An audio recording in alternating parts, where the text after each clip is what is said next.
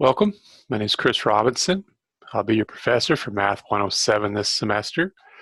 I'd like to take some time to discuss the layout of the course, get the structure down so that as you go through the next few weeks, the online component of this course doesn't cause any trouble. What I'm using right now is something called Zoom. And the reason I'm bringing this up is in case you ever want to have a virtual office hour.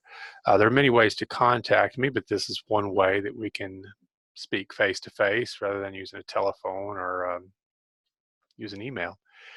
Another nice thing about this is it allows me to record sort of a little bit of a lecture, a little bit of a talk, and share the screen on my computer so I can kind of guide you through what we have on Blackboard for our Math 107 course. So give me a second here. Let me go ahead and share my screen.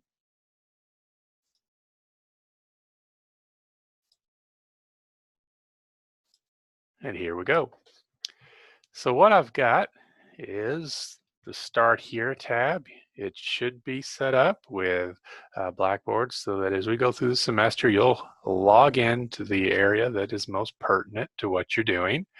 Later in the week of the first week of course, I'll set it up where you start with the first module, second module, whatever.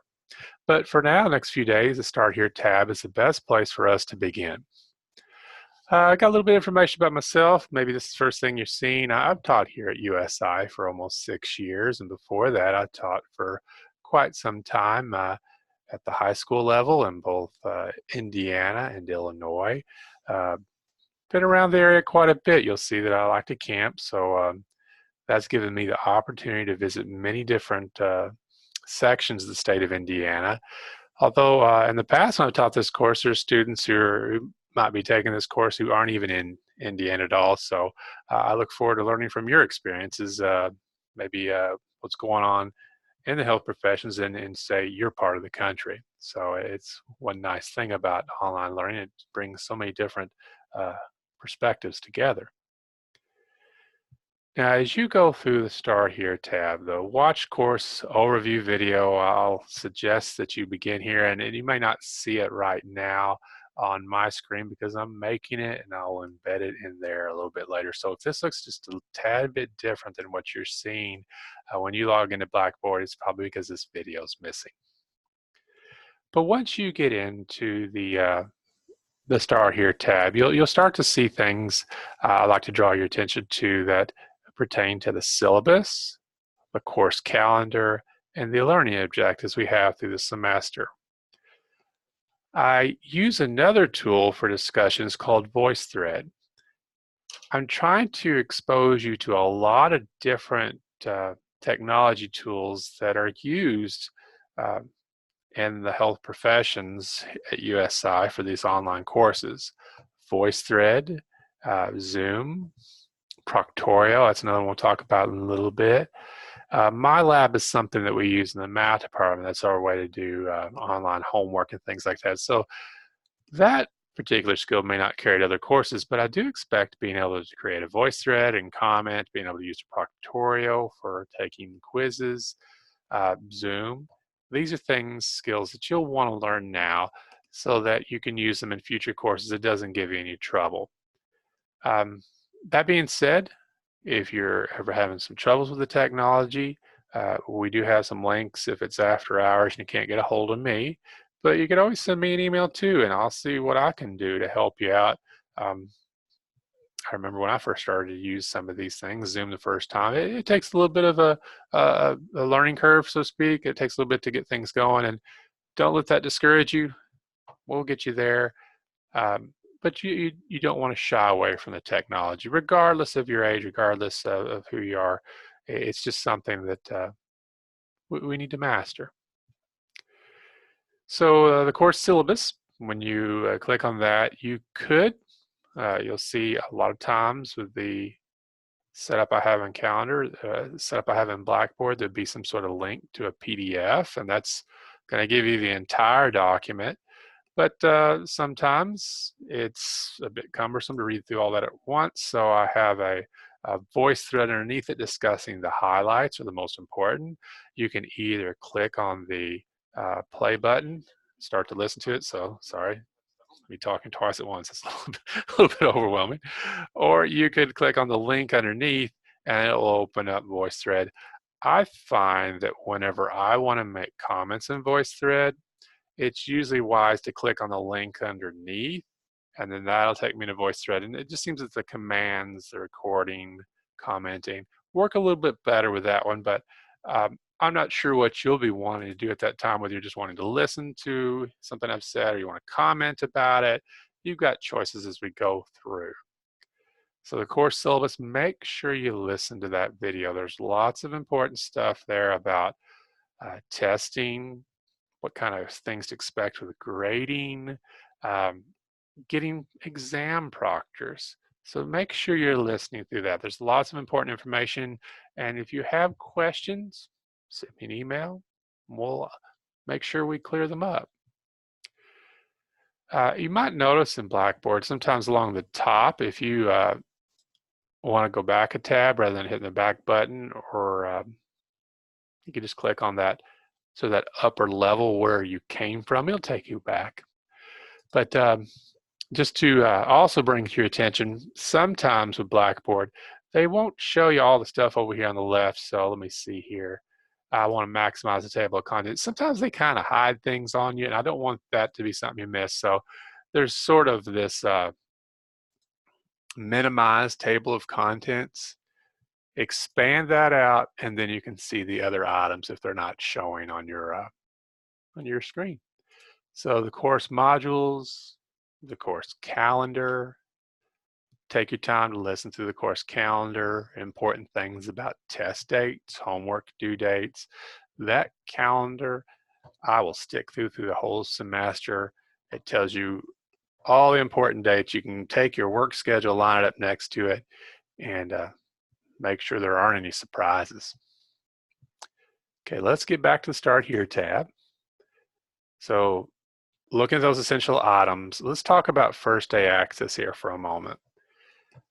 I just finished looking over some course reviews from last semester. It was the first time I had used first day access, and I thought it would be a good idea to use that in the first place because it was the cheapest price I could find for the textbook. The textbooks are expensive, and I get that, and for something you'll use for 7 weeks, I don't want you to have to pay more than would be necessary or would be needed. But the thing is, if you get the first day access, you go with that, you're only going to get an e-textbook. You won't be able to get a hardback. I've talked with the publisher about these. They're not being very helpful. And what can be very frustrating about the e-text is they don't have page numbers. That is something that bugs me as well, as sure as it bugs students last semester. And I guess what I'm trying to say here is you are more than welcome to opt out of first day access. So what happens is there's this tab, and kind of follow what I'm doing here on the screen. Underneath the tools bar, first day access, you have this opportunity to click on the link. It'll get things going here. View course materials. Let's see how far it'll let me go. If you want to go with this option, you click on acquire the code. That code you want to write down somewhere. You want to save it if you're going to go with this, because our textbook also, along with the purchase of it, gives you access to MyLab, which is an online math suite that allows us to turn in our homework and complete quizzes. You can still get that with the textbook if you buy it. There's no trouble there.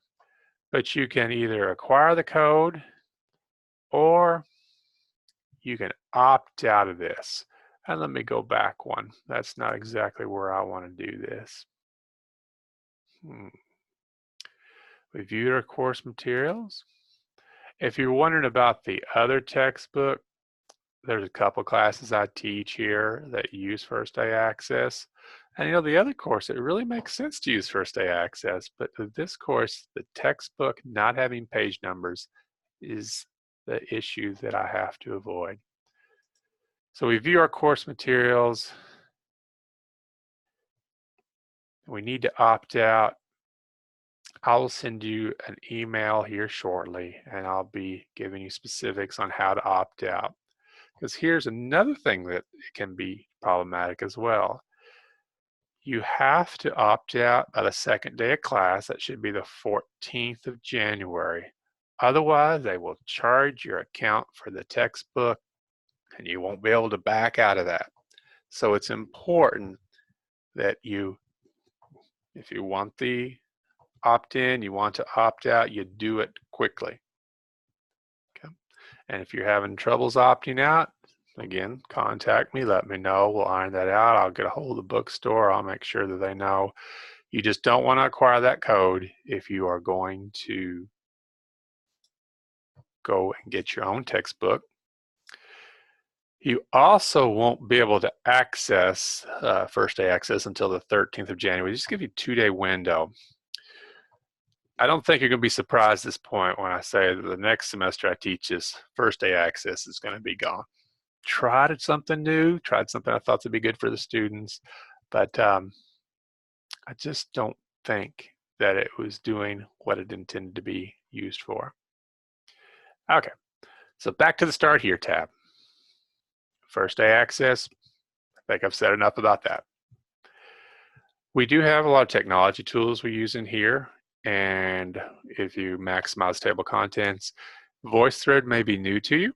There's some tools to help you learn how to make a comment or post a sort of a rebuttal to a comment if you like. That will be important here in a little bit, maybe for you or in the next week or so. You're going to need to create an introduction of yourself to the class. It doesn't have to be long, and I'll give some guidelines for it. So you'll use VoiceThread to introduce yourself to class. You'll also use VoiceThread to do certain homeworks that we have, one for each module through the semester, where you talk about how what we're learning can be applied to your practice in the health professions. So fractions, decimals, temperature conversion. Maybe I work somewhere, I've heard this one before, where I had a neonatal student, and they had a lot of work where they needed to convert degrees Fahrenheit to degrees Celsius, or vice versa. One of the babies, they were coming off, I think off the helicopter, trying to check their temperature, things like that. It could be something like that for the first module. The second module, we have things with ratio and proportions. There's all sorts of things that go on with nutrition, scaling with units, changing from, say, metric to apothecary, all sorts of things like that. You'll see more as we go along. But VoiceThread is something you don't want to shy away from. You'll make sure you can use it. MyLab, I have a little bit of information about that. That's usually a pretty quick one. I have linked MyLab into Blackboard, and we'll talk more about that in a little bit. That usually doesn't cause too much trouble. Proctorio, this is something new that I'm trying this semester. Online Learning's having lots of new tools for us.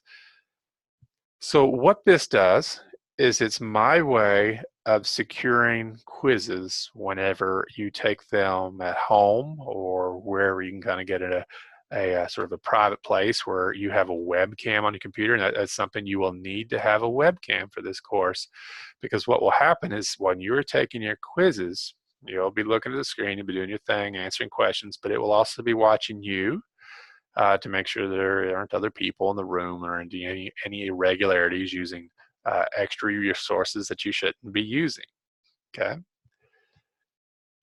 I will not use it for exams. At least this semester, I'm still using what I call external proctors. Quizzes are the only things they'll use Proctorio. They're more serious than homework, but not as serious as tests. It's a way for me to learn how it works. I'm under the impression you'll be using it later in your nursing courses as well. Maybe the HP 302 biostatistics or other courses in health professions, just not nursing, are likely to be using Proctorio to kind of give that integrity to the exams they give. Zoom, I have that down here at the bottom. Got that as well. Excuse me, I didn't mean to skip this. So whenever you're using Proctorio, you have to use Google Chrome. That's what I've got going now. Google Chrome works great with MyLab, Internet Explorer, Microsoft Edge. I guess they've changed the name now. Also with Mozilla Firefox, those will not be used to take tests with Proctorio. It just doesn't work. It works by creating an extension on to Google Chrome. And what you need to do, I'll have it here. I'll also have it elsewhere where you get ready to take quizzes. But you add the extension. If you click on that, it will take you to use Google Chrome. You got that. Install the Chrome extension. Go ahead and do that. I've already done that in the past. And then you're ready to go. You may have to reinstall this before each quiz that you take. Sometimes it gets a little fussy if it's been a while since you have used Proctorio in a while. So you essentially, if you look up here on my screen, I've got this secure exam. I can remove the, sorry, I've got too many things right over. I'm going to trust that says yes. So I'm going to remove it. Let's see here. It is gone now. I'm going to refresh this page. I've still got Google Chrome. So what I do if I want to put this secure Chrome, this Proctorio Chrome extension on, I click in the middle. It's going to go through. I'm going to add it to Chrome. Add the extension. This is something you may do several times throughout the semester. That's why I'm taking the time to go through it. Still checking. It's ready to go again. I can turn that off.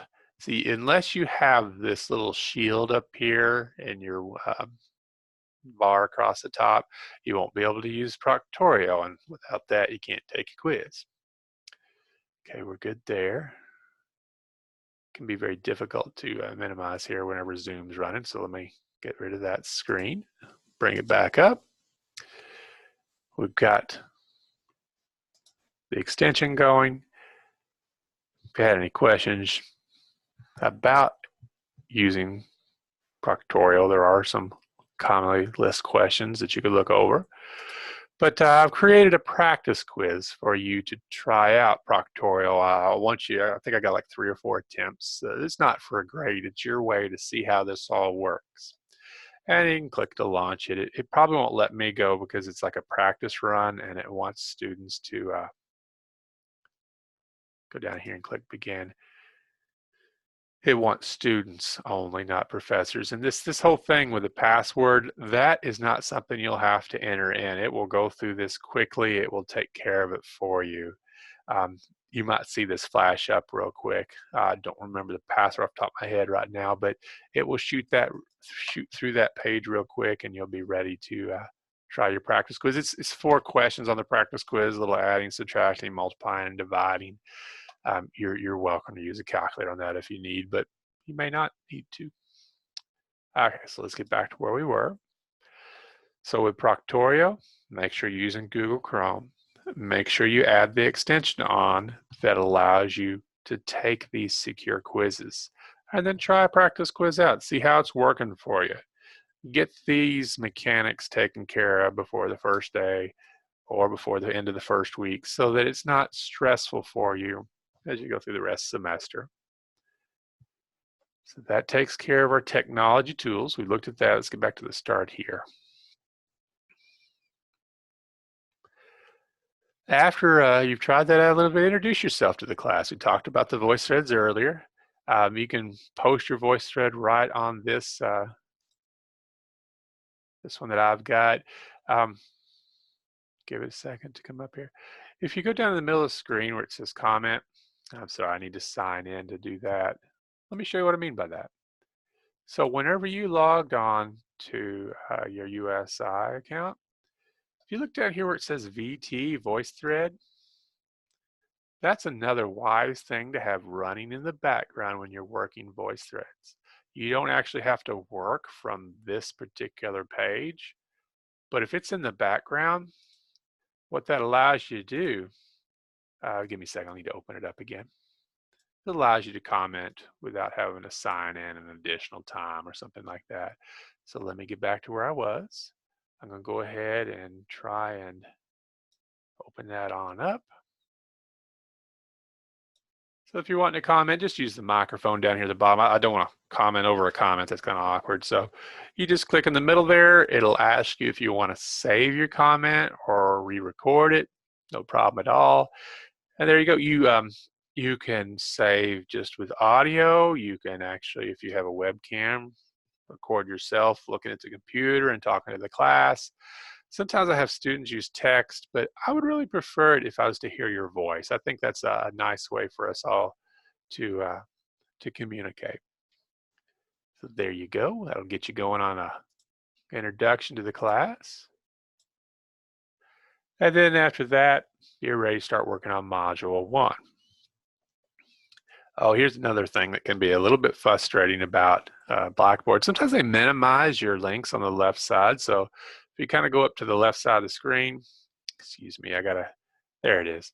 You just have to kind of click on it so it brings the menu back out.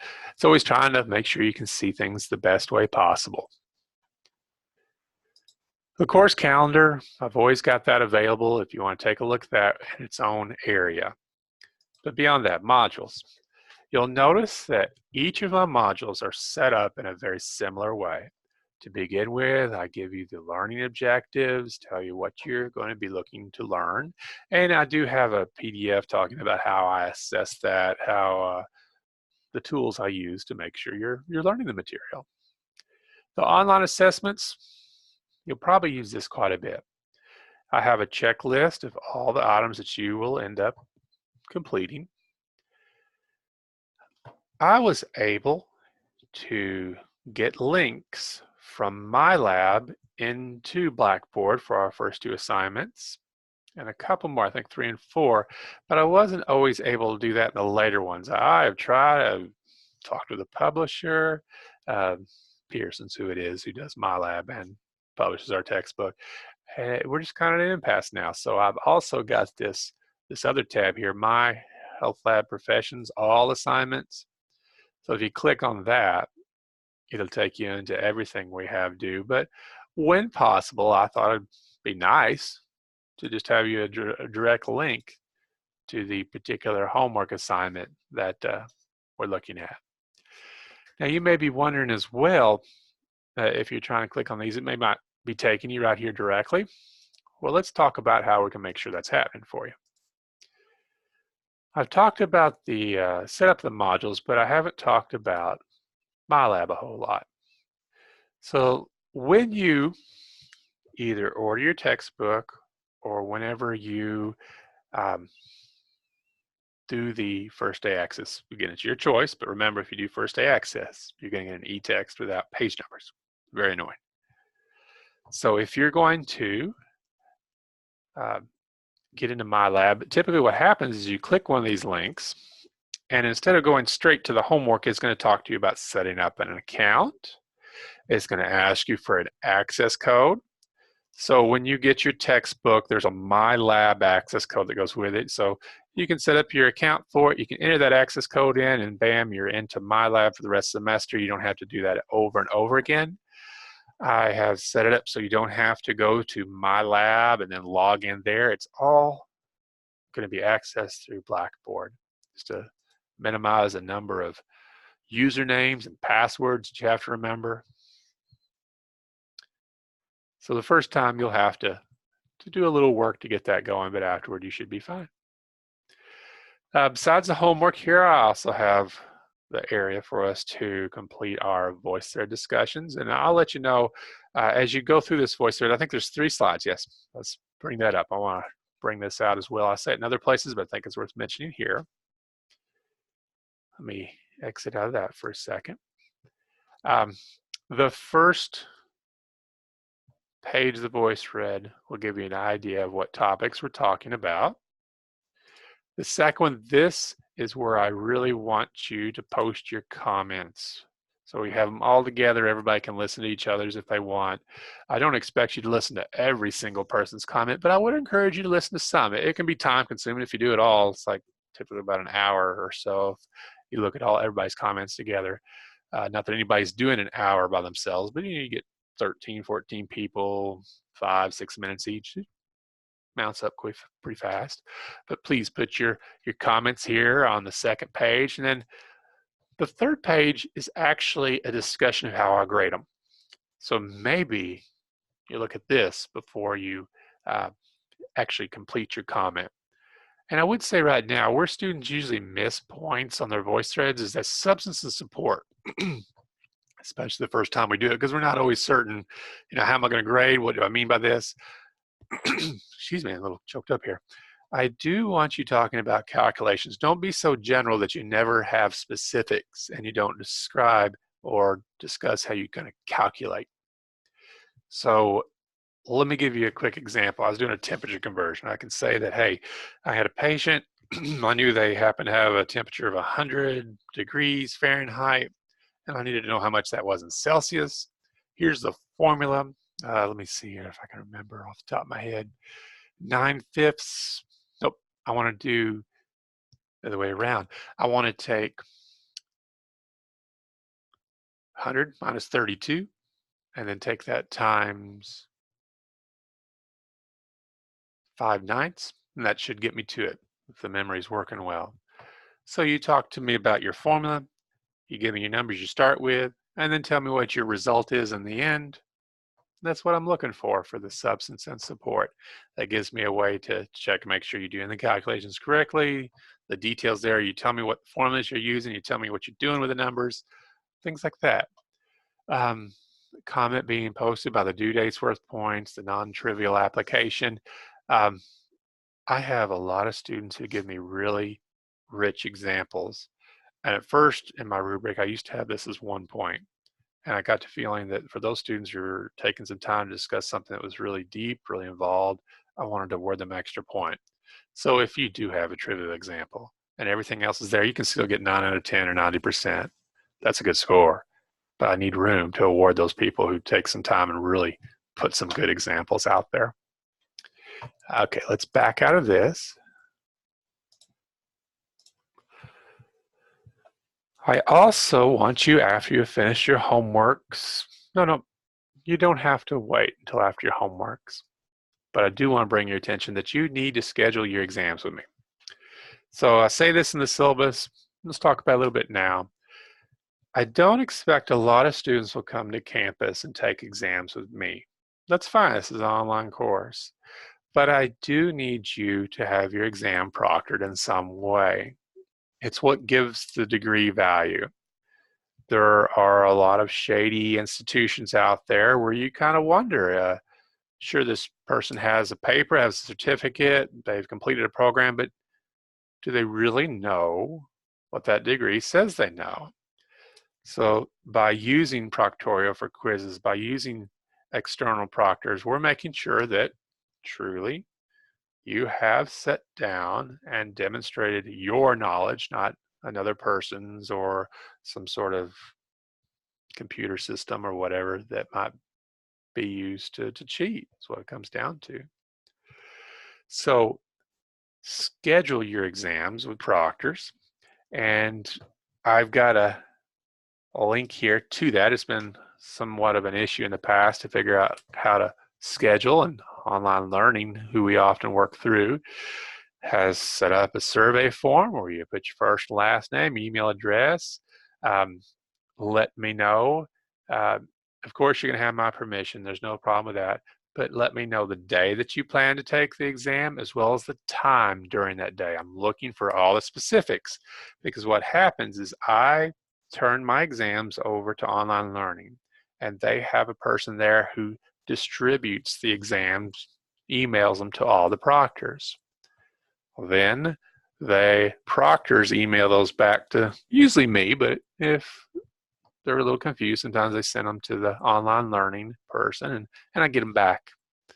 So we need to know where you're at in the process. We need to know by what date you have to have the test at your proctors. I have had students in the past who did not indicate when they were taking the test. They showed up to a proctor, they were ready to go, and there wasn't a test to take. And that's just an awful situation all the way around. I'm also going to put a bit of a incentive, a penalty, I'm not sure the best way to put it. If you do not schedule your exams 5 business days in advance, that will be a 5% deduction in your test score. It's a pretty big deal, but it's also not fair to me or to online learning to try and schedule these exams in really short notice. There's a lot of people using these services, and if you expect someone to get an exam emailed or sent to your proctor in 2 or 3 hours, that's a hardship on our part. It may not seem like it's going to be a hardship, but there's a lot of stuff going on here, and we ask for 5 business days in advance. I have told you all the test dates for the semester. You got the calendar for the whole semester. Your work, you can put that calendar up next to it. You can schedule ahead. That's what we need you to do. So this form will be used for scheduling those exams. And I'll have a link underneath each module online assessment so you can do that throughout the semester. Okay, we're good there. I'm going to go back to the larger tab. We looked at everything under online assessments. But as you get ready to study for exams, I have essential questions, collection of problems I'd like you to look through. I have a voice thread discussing the solution of these problems. It's, to be honest with you, sort of like a practice exam. You could click on the first file and you get a blank copy. You click on the second and you see a key to that, and then this voice thread discusses anything if you're having trouble. So those are meant to be your practice exams, so to speak. I do urge you to look over those. Those resources are there for you, especially before you take each exam. And from time to time, for each module, I might have some extra Khan Academy videos to help you with maybe fractions or decimals, some stuff with stats at the end of the course. But lots of things that I'm trying to pull together here to help you be successful. So that's module number 1. Module number 2, you can see this similar structure. I do have conversion factors that I provide, and this is the sort of the official list of conversion factors that we use throughout the course. If you're doing a conversion on a test or a quiz, I'd like you to use these, not others, because rounding issues is what it comes down to, and I want to have one central source so we can base off of that. This is something that will be provided on exams. I do not plan to make you memorize that. Never have, never will.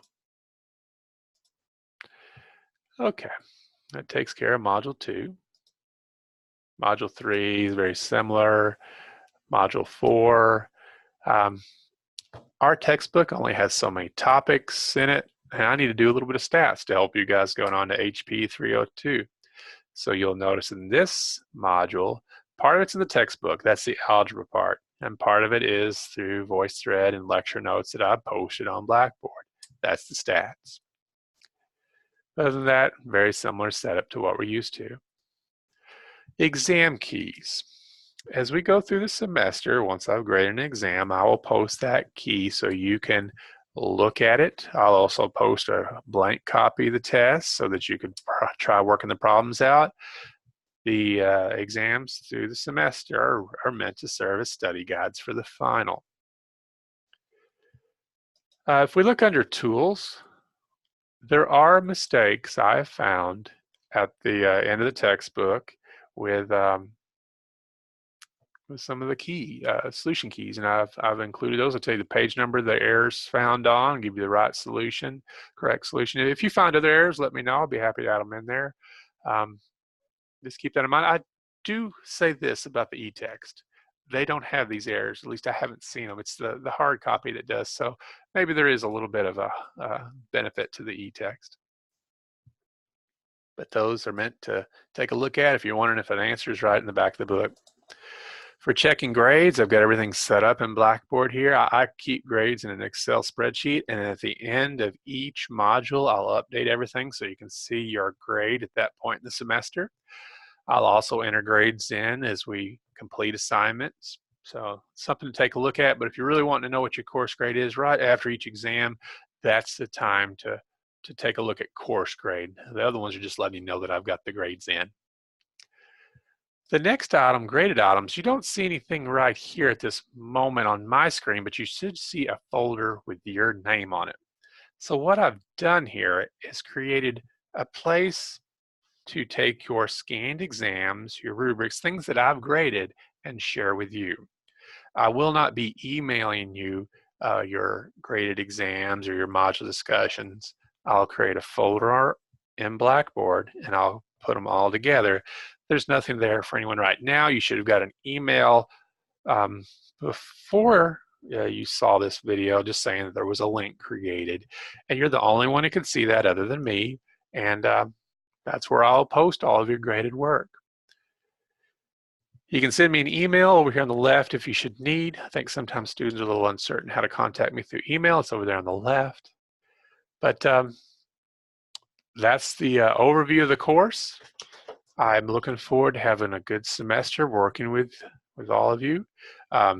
We've got some respiratory students who are kind of working their way in. If you're one of those students and you feel like maybe, well, the course is fundamental of mathematics for nursing, you feel like sort of out of place, that's not the situation. You're in the right place.